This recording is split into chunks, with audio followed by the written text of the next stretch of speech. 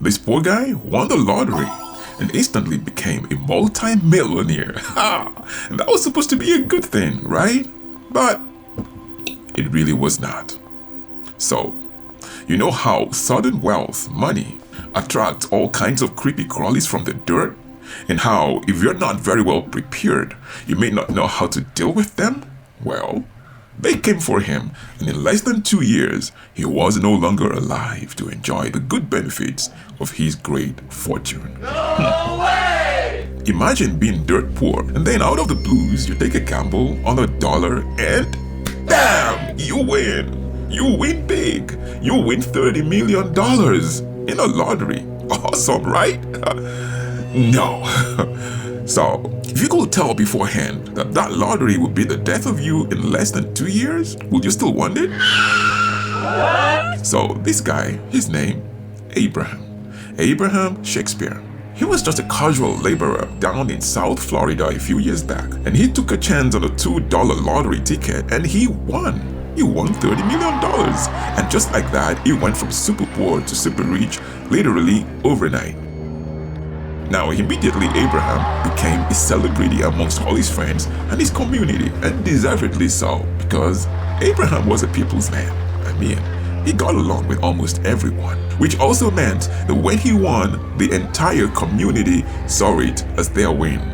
And just because that was the way that Abraham rolled, he gave out a lot of it to his friends and family. Everything from gifts to loans, he just kept giving out. But you know, people, there just seemed to be no end to their making demands on his new fortune. Of course, it wasn't long before he started feeling a little bit overwhelmed.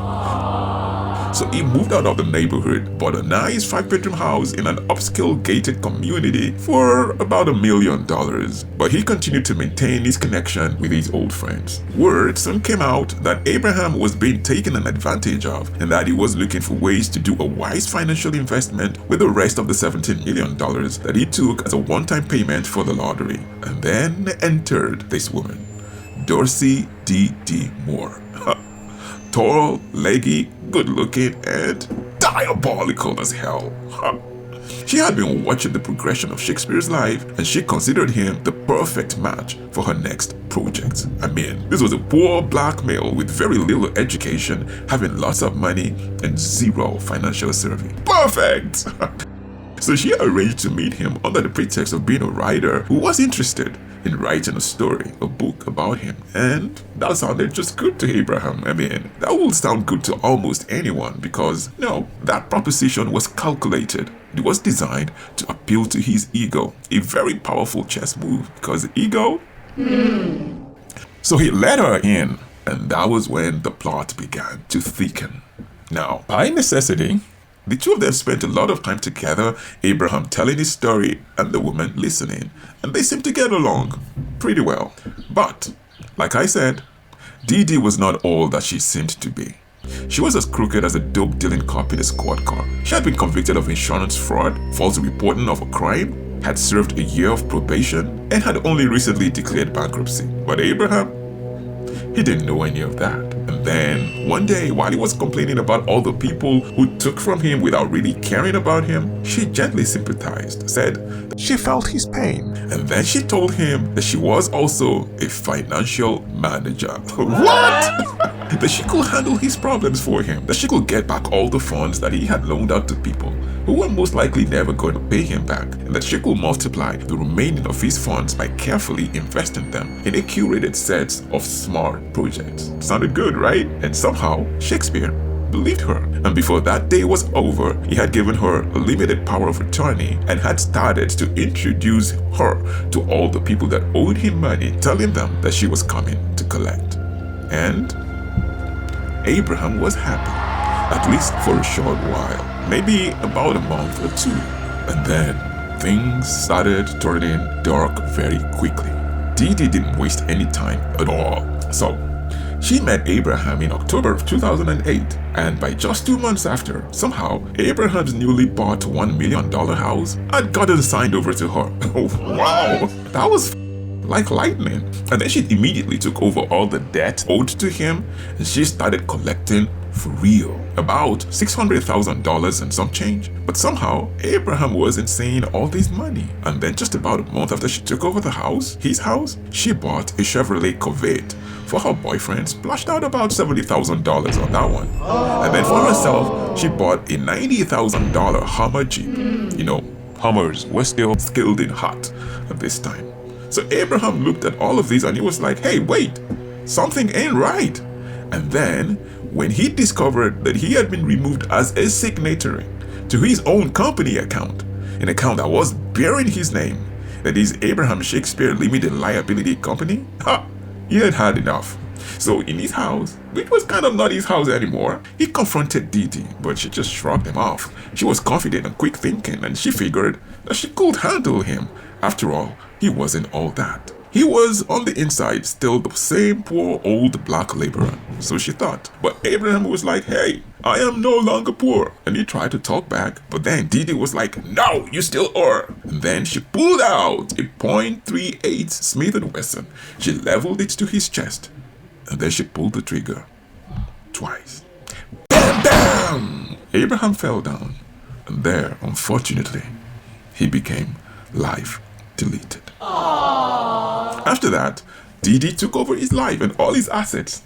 But that wasn't going to be for long because let's face it, Abraham had become a jewel of the community, and when you were like that, you just don't disappear without a trace. And even if nobody checked up on him anymore, at least his mother, Elizabeth Walker, would. Still, DeeDee, in all her murderous arrogance, still thought that she could get away with it all. So she called her ex-husband, a pretty handyman with machinery.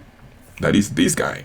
So she called him and told him that she had a lot of private trash to dispose of, and that she would like to rather bury them instead of disposing of them in garbage cans because of the sensitive nature of the information contained in them.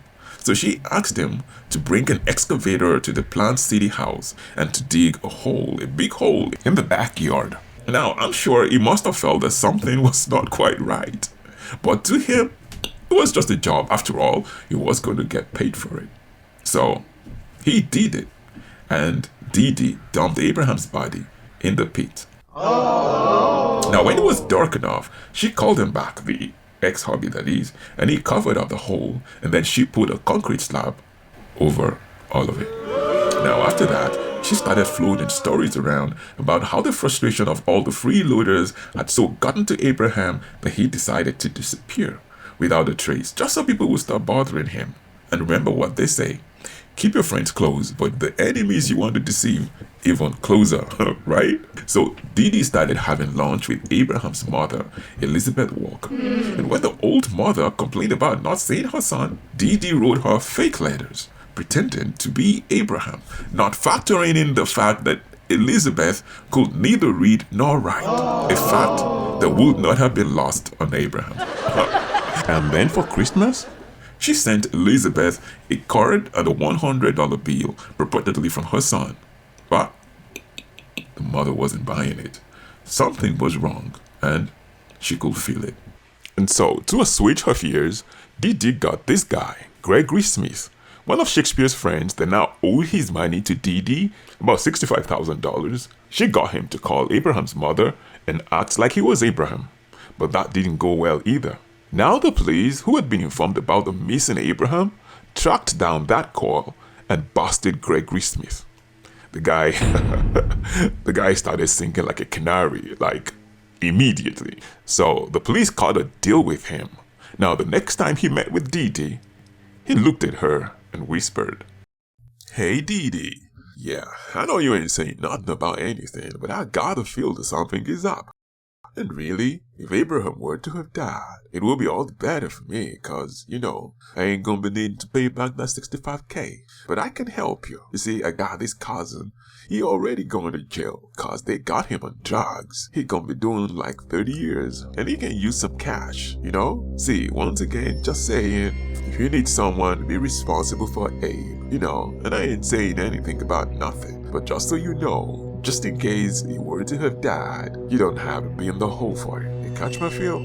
It sounded like an opportunity too good to be passed up. So DeeDee came up somewhat clean, but not exactly. She admitted that she would need the services of that cousin. She said, "Yes, Abraham was dead, but it was some drug dealers that killed him. Ha! Anyways, the next day, this guy, Mike Smith, met with DeeDee. He was the cousin that was going to jail, but Mike was actually an undercover agent, and DeeDee was none the wiser.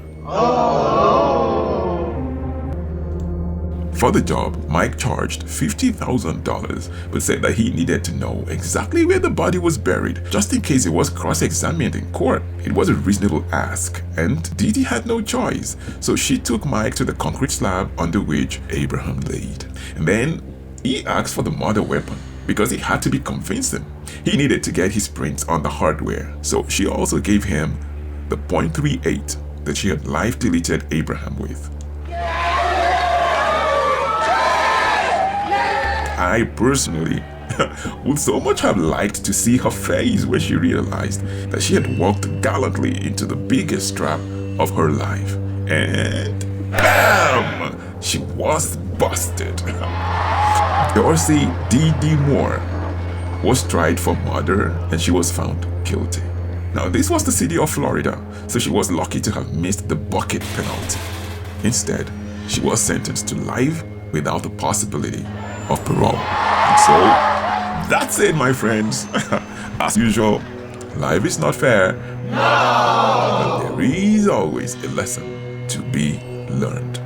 For this one, I'll say, if you ever come into new money or status or fame, be very wary of all the newcomers that are going to come into your life asking for exclusive rights to control any aspects of it. Also, when people make you offers that are designed to appeal to your ego, do a double take. There just might be something else going on. Now, if you find any other lessons that are learnable here in this story, please put it down there in the comment section. You just might be saving someone. So take care, guys, and subscribe.